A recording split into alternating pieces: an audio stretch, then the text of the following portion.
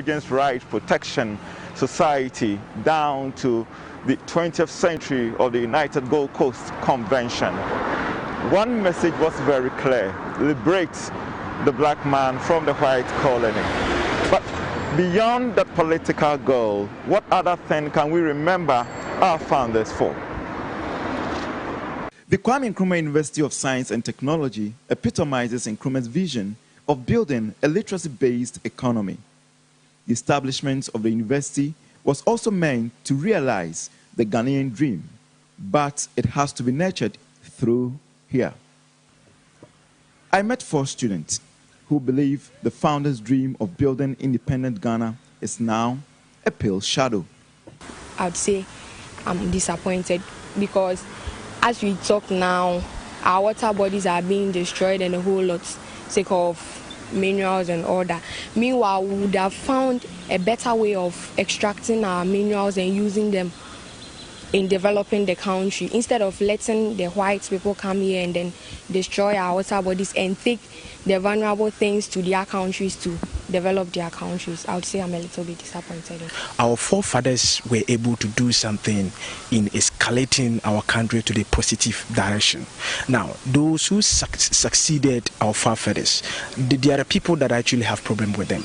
Why do I have the problem with them? Because per what they did and per what our leaders, today leaders are doing, we realize that during their time, our country was never near paralysis.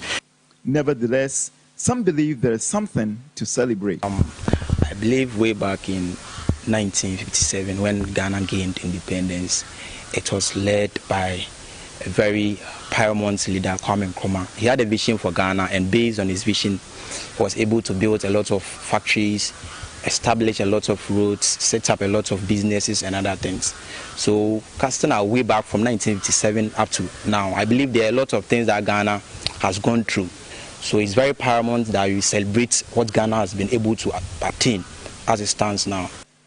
Dr. Samuel Edujemfi is a historian and head of the Political and Social Science Department of the KNUST.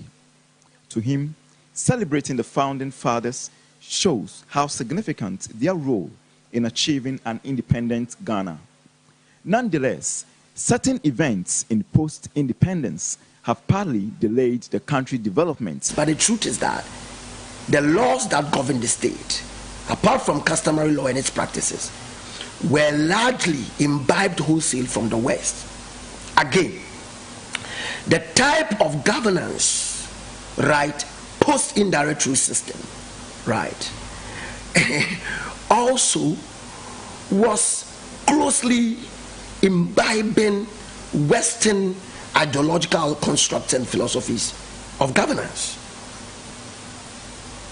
3, when the West had left, there were still neo-colonialist tendencies because the West showed interest not only in the Gold Coast, which had become Ghana, but across the continent of Africa. They began to unseat, leaders that were patriotic, that had national character, and pushed for a certain African renaissance or epiphany. And so there was a critical question to answer at the time. There are a lot of engineers over here, and if there is a problem in the country, they go outside to seek for help instead of using us here. It will make us seem like we are useless in some way, studying and all that, and later on, when there is a job or there is a problem for the students studying to come and solve the job here, they would rather go outside and look for other people to come and solve the problem over here, which isn't right. Then what is the essence of us going to school? When our leaders get up and they go for experts, and they are not coming to KNUST or Legon or any of the technical universities, it shows the degree of our folly. And I say this with no apologies, right?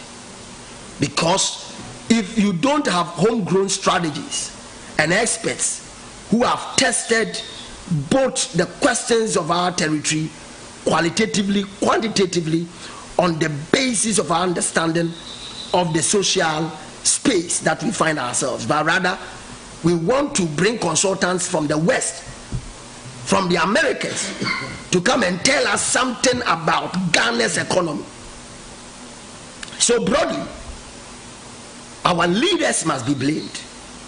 And the kind of leaders we must blame, I believe, partly have been leaders who have managed this country, especially in the latter part of the 20th century. Dr. Samuel Afriyie, a lecturer at the School of Business at Kumasi Technical University, believes successive governments fail to add value to founders' fight for liberation. To him, there is the need for a binding national policy to drive the country's development. We are not forthright in most of our long-term plan of economic agenda, mostly because of politics, because of power, because of gaining authority for other purpose. They always come with their short-term measures.